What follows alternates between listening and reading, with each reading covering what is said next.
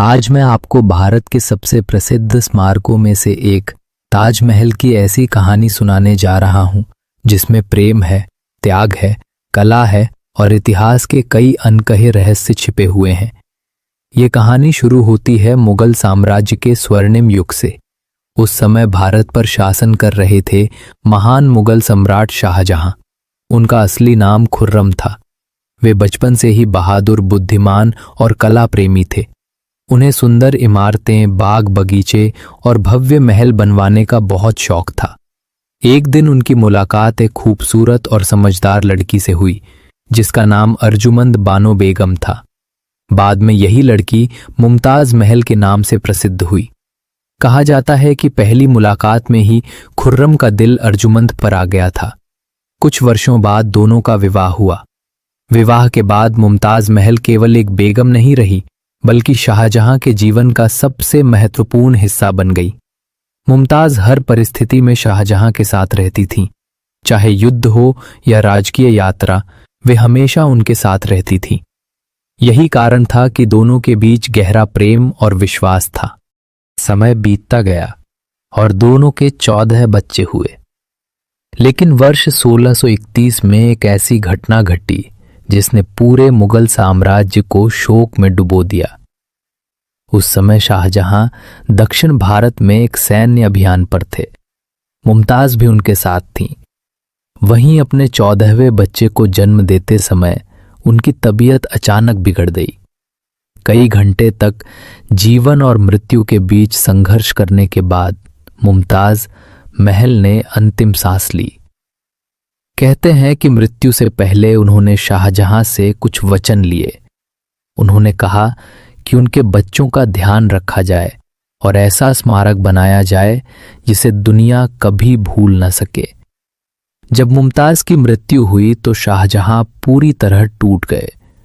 कई इतिहासकारों के अनुसार उन्होंने महीनों तक सार्वजनिक जीवन से दूरी बना ली। उनके चेहरे की चमक गायब हो गई और वे गहरे दुख में डूब गए। लेकिन इसी दुख से एक ऐसा विचार जन्म लेने वाला था जो इतिहास में अमर हो जाता। शाहजहां ने फैसला किया कि वे अपनी प्रिय पत्नी की याद में एक ऐसा मकबरा बनवाएंगे जिसकी सुंदरता पूरी दुनिया में अद्वितीय होगी। यमुना नदी के किनारे आगरा में एक स्थान चुना गया। वर्ष 1632 में निर्माण कार्य शुरू हुआ। उस समय दुनिया के सर्वश्रेष्ठ वास्तुकारों, इंजीनियरों और कारीगरों को बुलाया गया।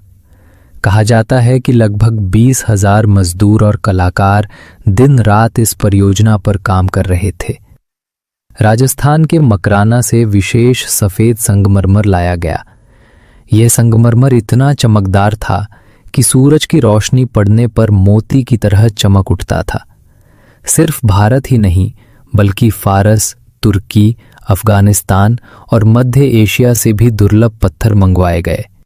लाल, नीले, हरे और पीले रंग के बहुमूल्य पत्थरों को संगमरमर में जड़कर फूलों और बेलों की आकृतियां बनाई गईं।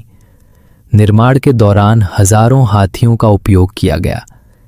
ये हाथी भारी संगमरमर और पत्थरों को एक स्थान से दूसरे स्थान तक पहुंचाते थे। ताजमहल का मुख्य गुंबद लगभग 73 मीटर ऊंचा है। इसके चारों ओर खड़ी 4 मीनारें इसकी भव्यता को और बढ़ाती हैं। लेकिन बहुत कम लोग जानते हैं कि इन मीनारों को बिल्कुल सीधा नहीं बनाया गया। इन्हें थोड़ा बाहर की ओर झुकाकर बनाया गया ताकि किसी प्राकृतिक आपदा की स्थिति में वे मुख्य मकबरे पर न गिरे। ताजमहल के अंदर मुमताज महल और बाद में शाहजहां की कब्र बनाई गई। हालांकि वास्तविक कब्रें नीचे के कक्ष में स्थित हैं, जबकि ऊपर दिखाई देने वाली कब्रें प्रतीकात्मक हैं। निर्माण कार्य लगभग 22 वर्षों तक चला। आखिरकार वर्ष 1653 में यह महान स्मारक पूरी तरह तैयार हुआ। जब पहली बार लोगों ने इसे देखा तो वे इसकी सुंदरता देखकर मंत्रमुग्ध रह गए। ऐसा लगता था मानो सफेद संगमरमर से कोई स्वर्गीय महल धरती पर उतर आया हो। ताजमहल की सबसे बड़ी विशेषता उसकी समरूपता है। यदि आप इसके किसी भी हिस्से को देखें तो लगभग हर चीज दूसरे हिस्से का प्रतिबिंब दिखाई देती है। यहाँ तक कि सामने बने जलकुंड में ताजमहल का प्रतिबिंब दिखाई देता है, जो इसकी सुंदरता को कई गुना बढ़ा देता है। रात के समय जब पूर्णिमा का चांद निकलता है, तब ताजमहल का दृश्य और भी अद्भुत हो जाता है। चांदनी संगमरमर पर पड़ती है और पूरा स्मारक चांदी की तरह चमकने लगता है। समय के साथ मुगल साम्राज्य कमजोर पड़ने लगा। शाहजहां के पुत्र औरंगजेब ने सत्ता संभाली।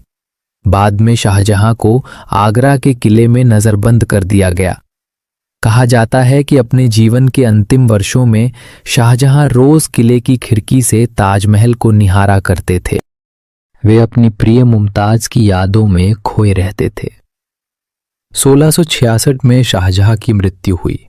उनकी इच्छा के अनुसार उन्हें भी मुमताज महल के पास ताजमहल में दफनाया गया।